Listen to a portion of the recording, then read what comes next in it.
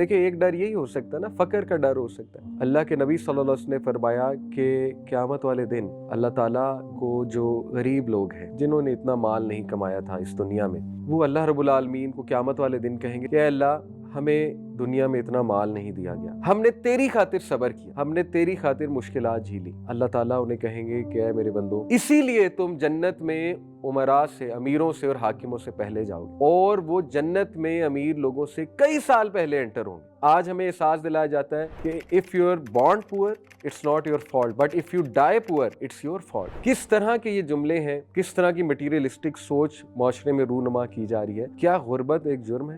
آپ صلی اللہ علیہ وسلم کی صحیح بخاری میں یہ حدیث موجود ہے کہ تمہارے لیے یہ بہتر ہے کہ تم اپنی اولادوں کو ڈھیر سارا مال دے کے جاؤ بجائے اس کے کہ تم ان کو غریب چھوڑ کے جاؤ، کہ وہ تمہارے بعد بھیک مانگتے پھریں گے اور محتاج رہیں گے۔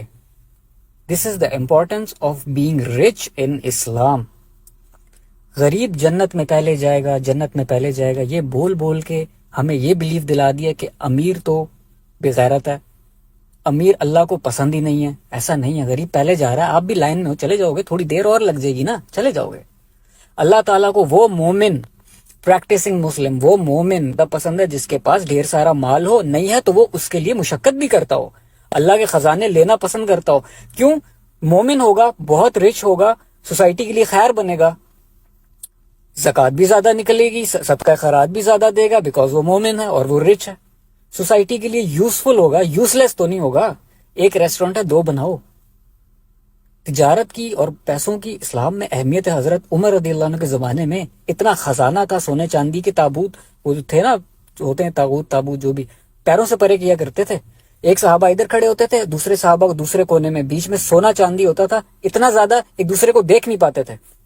عثمان رضی اللہ عنہ کے پاس کتنا مال تھا، کتنے ہمارے صحابی رچ رہے ہیں زمانے۔ اس ویڈیو میں ایک تو آدھی حدیث بیان کی جا رہی ہے اور اوپر سے اس آدھی حدیث کو بھی غلط کانٹیکسٹ میں بیان کیا جا رہا ہے تاکہ اسے اپنے نظریے اور مطلب کے مطابق توڑ مروڑ کر پیش کیا جا سکے۔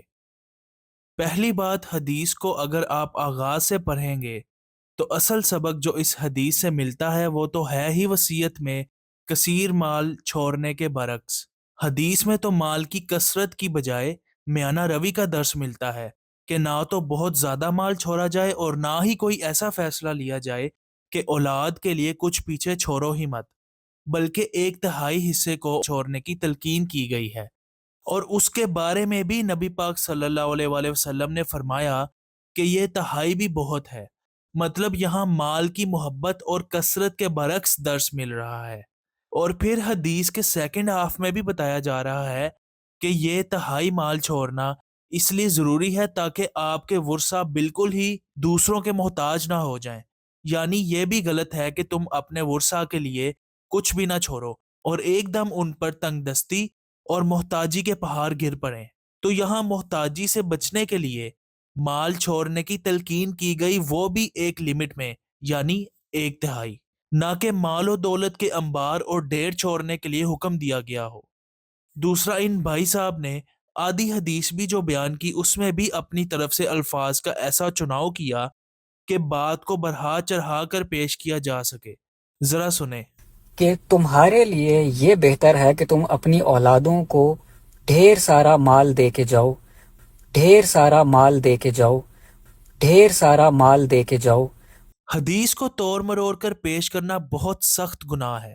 ہمیں حدیث اور قرآنی آیات کے معاملے میں بہت احتیاط سے کام لینا چاہیے، کیونکہ ہماری غلط بیانی کی وجہ سے جو لوگ گمراہ ہوں گے ان کا گناہ بھی ہمارے کھاتے میں آ سکتا ہے۔